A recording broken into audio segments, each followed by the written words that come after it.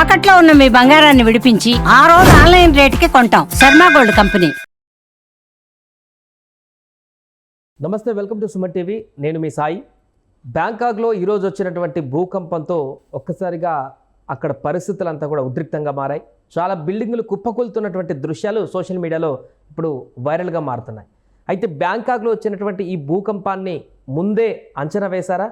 దీనికి కొద్ది రోజు చాలా కాలం ముందే బ్యాంకాక్లో భూకంపం జరుగుతుందని జ్యోతిష్య నిపుణులు చెప్పారా?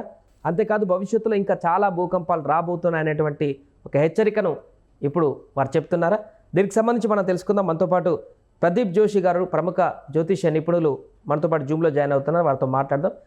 ప్రదీప్ జోషి గారు నమస్తే అండి. శ్రీమాత్రే నమః. రైట్, ప్రదీప్ జోషి గారు, బ్యాంకాక్లో వచ్చినటువంటి ఈ భూకంపానికి సప్తగ్రహ కూటమికి ఏమైనా సంబంధం ఉందా? శ్రీ గురుభ్యో నమః. శ్రీమాత్రే నమః. ముందుగా సనాతన ధర్మ బంధువులందరికీ నమస్కారం. నేను ఆల్రెడీ సుమన్ టీవీలో షష్టగ్రహ కూటమి, దీన్ని షడ్గ్రహ కూటమి అంటారు. మీరు అన్నట్టుగా యురేనస్ ని కలుపుకుంటే సప్తగ్రహ కూటమి కూడా. ఈ గ్రహాలన్నీ కూడా ఎప్పుడైతే ఒక దగ్గరికి, అంటే 5 లేదా 6 గ్రహాలు ఎప్పుడైతే ఒకే రాశి రూపాలు కలుస్తాయో అప్పుడు ప్రపంచం లోపల ఎక్కడో ఒక చోట విపత్తులు అనేటివి ఏర్పడతాయి.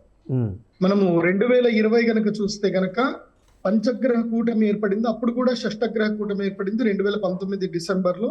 దాని తర్వాత మనకి లాక్డౌన్, కరోనా లాంటి పరిస్థితులు వచ్చాయి. ఆ తర్వాత పోయిన సంవత్సరం కూడా పంచగ్రహ కూటమి వచ్చింది. అప్పుడు కూడా మనం చూసాము, ఎన్నో జల విపత్తులు వచ్చాయి. మనము అన్ఎక్స్పెక్టెడ్ గా మనం ఎక్స్పెక్ట్ చేయందే మనకి విజయవాడలో కూడా ఒకటి జల విపత్తు వచ్చింది, ఎంతో మంది ఇబ్బందులు పడ్డారు, అన్ని జరిగింది.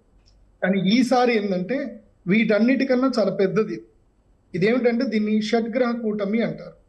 6 గ్రహాలు ఒకే స్థానంలో ఉండడము, అది కాకుండా అదే సమయంలో గ్రహణం ఏర్పడడం, సూర్యగ్రహణం ఏర్పడడం.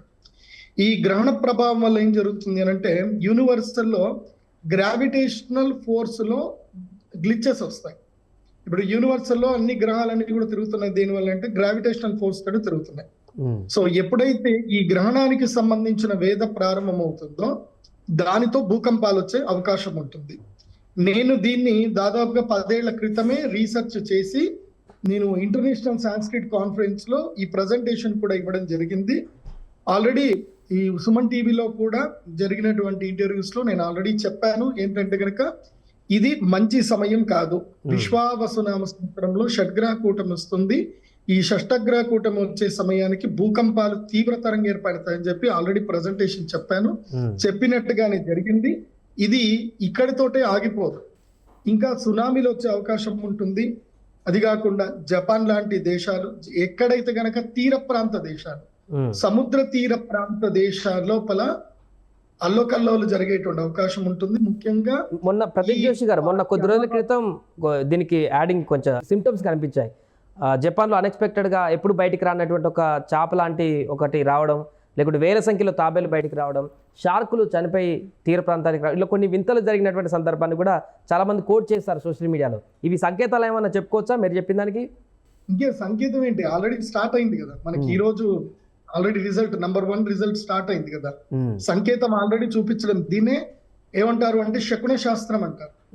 మీన రాశిలో శనిగ్రహం ప్రవేశించి మీన రాశిలో సూర్యగ్రహణం ఏర్పడుతుంది అని అంటే, మీనము అంటే ఏంటి? చేపలు ఎక్కడ ఉంటాయి? సముద్రంలో ఉంటాయి, నీళ్లలో ఉంటాయి. అంటే జల విపత్తులు ఏర్పడతాయి. సముద్ర తీర ప్రాంతంలో భూకంపాలు, విపత్తులు ఏర్పడతాయి. సో ఇప్పుడు అదే జరిగింది. నేను ఆల్రెడీ 2015లోనే శిల్పాకోన్ యూనివర్సిటీకి ప్రజెంటేషన్ ఇవ్వడానికి వెళ్ళాను. అప్పుడే ఈ భూకంపాల గురించి ప్రజెంటేషన్ చెప్పాను. అప్పుడే చెప్పాను, Bangkok is not, Thailand is not suitable for the largest tallest buildings అని చెప్పి అప్పుడే నేను ప్రజెంటేషన్ చెప్పాను. చెప్పిన తర్వాత అప్పటి వరకు ఉన్న టాలెస్ట్ బిల్డింగ్సే. ఆ తర్వాత గవర్నమెంట్ లో అప్పుడు నేను ప్రజెంటేషన్ ఇచ్చిన తర్వాత అప్పటి కింగ్ ఎవరైతే ఉన్నారో చూసి దాని తర్వాత సముద్ర తీర ప్రాంతం లోపల ఈ థాయిలాండ్ లో లోపల కానీ హై రైజ్ బిల్డింగ్స్ పర్మిషన్ ఇచ్చారు, కానీ తర్వాత పర్మిషన్ ఇవ్వాల, ఆపేశారు. సో ఇప్పుడు కూలిపోయిన బిల్డింగ్లు కూడా 10 సంవత్సరాల క్రితం కట్టిన బిల్డింగ్లే కూలిపోయాయి. అట్లాగే మయన్మార్ కూడా అదే జరిగింది. అండ్ ఇప్పుడు చైనాలో కూడా మళ్ళీ భూకంపం వచ్చే అవకాశం ఉంటుంది. భవిష్యత్తులో జపాన్ లో కూడా భూకంపం వచ్చే అవకాశం ఉంటుంది. అమెరికాలో అయితే భయంకరమైన టోర్నడోస్ వస్తాయి. ఇప్పుడు అమెరికాలో కూడా భూకంపం ఉంది. ఓకే, ఇది మన దేశానికి ఏమన్నా ఎఫెక్ట్ చూపించేటువంటి అవకాశం ఉందా? మీరు చెప్పినటువంటి ఈ గ్రహం కానీ దీనికి సంబంధించిన ఎఫెక్ట్ మన దగ్గర ఏ విధంగా కనిపించే అవకాశం ఉందా? నేను ఆల్రెడీ మన సుమన్ టీవీలోనే చెప్పాను. మళ్ళీ అందరికి ప్రేక్షకులందరికీ చెప్పింది ఏంటంటే, సుమన్ టీవీ నేను రాశిఫలాలు చెప్పాను, పంచాంగ శ్రవణం చెప్పాను, అందరు కూడా చూడండి. ఎక్కడైతే స్త్రీలు గౌరవింపబడతారో, ఎక్కడైతే అందరికీ అన్నదానాలు జరుగుతాయో, ఎక్కడైతే నిత్య హోమ యజ్ఞ యాగాదులు జరుగుతాయో అక్కడ విపత్తులు రావు. మన భారతదేశంలో అన్నదానాలు జరిగినన్ని రోజులు, స్త్రీలని గౌరవించినన్ని రోజులు, స్త్రీలు హింసకి గురి కానన్ని రోజులు మన దేశం బాగానే ఉంటుంది. బ్యాంకాక్ లో ఎందుకు వచ్చింది మీకు తెలుసు కదా. బ్యాంకాక్ లో ఏం జరుగుతుంది సంకేతం చెప్పాను కదా, విశ్వావసునామ సంవత్సరం. ఎక్కడైతే స్త్రీలు ఆట వస్తువులుగా అమ్మబడతారో, ఎక్కడైతే జూదం ఎక్కువగా ఉంటుందో, ఎక్కడైతే క్రైమ్ రేట్లు ఎక్కువగా ఉంటాయో అక్కడ భూకంపాలు వస్తాయి, విపత్తులు వస్తాయి. సో ప్రకృతి క్లీన్ చేసుకోవాలి కదా, మానవాళికి గుణపాఠాలు చెప్పాలి కదా. సో ఆ చెప్పడమే ప్రకృతి యొక్క పని. అదే విశ్వావసునామ సంవత్సరం. విశ్వావసునామ సంవత్సరంలో శనిగ్రహం పూర్తిగా టేక్ ఓవర్ తీసుకుంటున్నాడు. సో ఈ సంవత్సరం పూర్తిగా సూర్యుడు, శని ఇవి 7 నవనాయకుల్లో ఉన్నారు కాబట్టి 100% రిజల్ట్ ఉంటది. పాపం చేసిన వాడికి, తప్పు చేసిన వాడికి 100% దెబ్బలు దక్కుతాయి, మంచి చేసిన వాడికి 100% మంచి జరుగుతుంది. ఇప్పుడు బ్యాంకాక్ లో వచ్చినటువంటి భూకంపం అనేది ఇంతటితో ఆగిపోయినట్టేనా? గ్రహ కూటమి ఎఫెక్ట్ అనేది ఇంకా కొనసాగుతుంది అక్కడ? ఇప్పుడు ఆల్రెడీ అట్లా భూకంపం వచ్చింది కాబట్టి ఇంకా స్టాప్ అయినట్టేనా ఆ దేశంలో? 3 రోజులు ఎప్పుడైనా గుర్తు పెట్టుకోండి. గ్రహణానికి ముందు 2 రోజులు, గ్రహణానికి తర్వాత 2 రోజులు, గ్రహణం రోజు, ఈ 5 రోజుల పాటు ఎక్కడైనా భూకంపం 100% సంభవిస్తుంది. మీకు దీన్ని ఆల్రెడీ నేను రీసెర్చ్ చేశాను. ఇఫ్ యు పర్మిట్, మీకు టైం ఉంది అని అంటే నేను ఆ ప్రజెంటేషన్ ఇస్తాను, ఓకేనా మీకు? సో ఇప్పుడు ఇది స్క్రీన్ మీద చూపిస్తున్నా చూడండి. ఇది వసుదేవ కుటుంబం అని international association of Sanskrit studies లో నాకు 16th వరల్డ్ సాంస్క్రిట్ కాన్ఫరెన్స్ ఉన్నప్పుడు నాకు ఇన్విటేషన్ వచ్చింది. సో ఇక్కడ నేను చేసిన రీసెర్చ్ లో ఇక్కడ మీరు చూడండి, 16th వరల్డ్ కాన్ఫరెన్స్ లో నేను ఆల్రెడీ బ్యాంకాక్ లో శిల్పాకోన్ యూనివర్సిటీలో clues from Vedic astrology to predict earthquakes has been accepted అని చెప్పి వచ్చింది. ఇక్కడ నేను ప్రెజెంటేషన్ ఇవ్వడం జరిగింది. జూలై 2015లోనే ఇచ్చాను. Clues from Vedic astrology predict earthquakes అని ఇక్కడ ఇవ్వడం జరిగింది. సో ఇక్కడ నేను మీకు కొన్ని క్లూస్ చూపిస్తాను, ఎక్కడెక్కడ ఏ ఎర్త్ పిక్స్ జరిగాయని చెప్పి. ఇక్కడ చూడండి, 2010 9 సెప్టెంబర్, ఇది బిఫోర్ అమావాస్య, నార్థన్ సుమంత్రాలో ఇండోనేషియాలో భూకంపం వచ్చింది. 7.2 ఇది రిక్టర్ స్కేల్ పైన ఉంది. ఇది కూడా డేట్ అండ్ టైం తో సహా. ఇది గ్రహణము తర్వాతనే వచ్చినటువంటిది, గ్రహణం బిఫోర్, ఇది అమావాస్య బిఫోర్ వచ్చింది. ఇప్పుడు కూడా రేపు అమావాస్య ఉంది, ఇవాళ గ్రహణం ఏర్పడింది. ఇది కూడా ఫిలిప్పీన్స్ లో వచ్చింది, 2010లో 23 జూలైలో వచ్చింది. ఇది కూడా ఫుల్ మూన్ డే, అంటే గ్రహణం, సూర్యగ్రహణం కానీ చంద్రగ్రహణం కానీ జరిగింది అని అంటే దాని తర్వాత ఇమ్మీడియట్లీ ఇక్కడ మనకి ఎర్త్ క్విక్స్ ఏర్పడతాయి. ఇది కూడా 7.4 ఎర్త్ క్విక్, ఇది డేట్. తర్వాత చూడండి, మళ్ళీ చీలేలో ఒక ఎర్త్ క్విక్ జరిగింది, 2010లోనే జరిగింది. ఇది కూడా ఫుల్ మూన్ డే తర్వాతనే జరిగింది. దాని తర్వాత ఇది కూడా అమావాస్య తర్వాత మళ్ళీ ఇది ఇంకోటి జరిగింది చూడండి. ఇది ఇండో చైనాలో 8.6 ఎర్త్ క్విక్, ఇది 1950లో జరిగింది. ఇది చైనా హిస్టరీలోనే లార్జెస్ట్ ఎర్త్ క్విక్ ఇది. ఇది కూడా గ్రహణం తర్వాతనే జరిగింది. తర్వాత ఇరాన్ లో జరిగింది, 2 లక్షల మంది చనిపోయారు, 1780లో జరిగింది. ఇది కూడా ఎగ్జాక్ట్ గ్రహణం తర్వాత, ఇమీడియట్లీ గ్రహణం నెక్స్ట్ డేనే జరిగింది. ఇప్పుడు కూడా షష్టగ్రహ కూటమి జరిగింది, దీని తర్వాతనే గ్రహణం జరిగింది. మళ్ళీ ఇది గతంలో జరిగినటువంటిది, 2 లక్షల మంది చనిపోయారు, 22 డిసెంబర్లో జరిగింది. సో ఇది కూడా షష్టగ్రహ కూటమి, అప్పుడు కూడా జనాలు చనిపోయారు. 2010 జనవరిలో కూడా హైతీలో జరిగింది, 7.2 lakhs మంది చనిపోయారు ఇక్కడ. సో మళ్ళీ చైనా చీలీలో ఒక ఎర్త్క్వేక్ జరిగింది, 1 లక్ష మంది చనిపోయారు. ఇది కూడా ఫుల్ మూన్ డే తర్వాతనే జరిగింది. ఇది కూడా చంద్రగ్రహణం అప్పుడే జరిగింది. సో అలాస్కాలో 1964లో జరిగింది. ఇది అమెరికన్ హిస్టరీలోనే చాలా పెద్ద ఎర్త్క్వేక్ ఇది. సో జియోలాజికల్ చేంజెస్ జరిగాయి 1964 తర్వాత. ఇది కూడా చంద్రగ్రహణం తర్వాత జరిగింది. నెక్స్ట్ ఇంకోటి షాంఘైలో ఒక ఎర్త్క్వేక్ జరిగింది, 8,30,30,000 మంది చనిపోయారు. ఇది 1556లో జరిగింది. సో ఇది కూడా 1976లో ఒక టంగ్షాన్లో ఒక ఎర్త్క్వేక్ జరిగింది చైనాలో. ఇది కూడా పంచగ్రహ కూటమి తర్వాతనే జరిగింది. ఇది కూడా లార్జెస్ట్. దీంట్లో 6,55,000 మంది చనిపోయారు అప్పట్లో. ఇది ఎగ్జాక్ట్, ఇది సునామీ కూడా ఏర్పడింది. ఇది లేటెస్ట్ గా 2010 అప్పుడు ఏర్పడిన సునామీ ఇది. ఇది కూడా ఫుల్ మూన్ తర్వాతనే జరిగింది. 1737లో ఒక ఎర్త్క్వేక్ జరిగింది, 3 లక్షల మంది చనిపోయారు. ఇది కూడా ఫుల్ మూన్ డే తర్వాతనే జరిగింది. సో మళ్ళీ ఇది ఒకటి కూడా చెప్తే, గుజరాత్ లో జరిగిన ఎర్త్క్వేక్ ఒకటి మన భారతదేశంలో జరిగింది, 2001లో జరిగింది.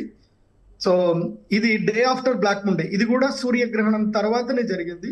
ఈ ఎర్త్క్వేక్ లో 1,97,000 మంది చనిపోయారు.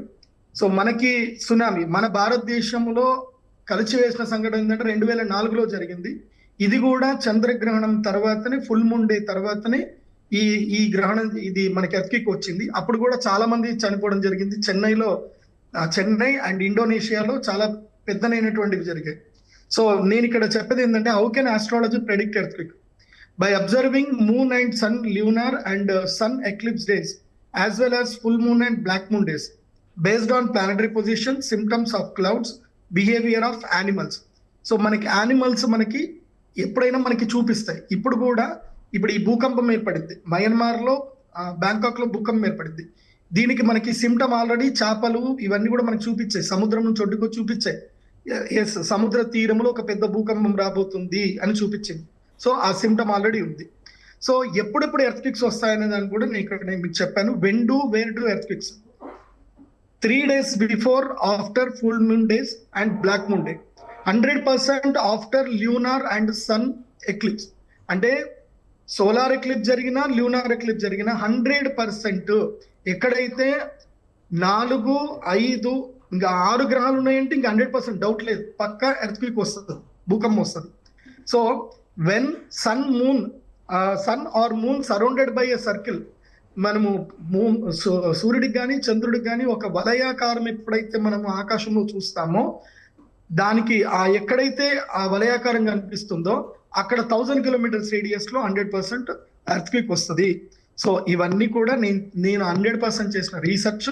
సో గ్రహణం తర్వాత ఎక్కడెక్కడ రీసెర్చ్ వచ్చాయనేది కూడా, ఇప్పుడు మనకి ఎర్త్క్వేక్ వచ్చేటువంటి ప్లేసెస్ ఏంది అని కూడా నేను ఆల్రెడీ రీసెర్చ్ చేసి, ఇదిగో ఈ red mark, black mark, yellow mark ఉన్న ప్లేస్లో ఎర్త్క్వేక్స్ వస్తాయి.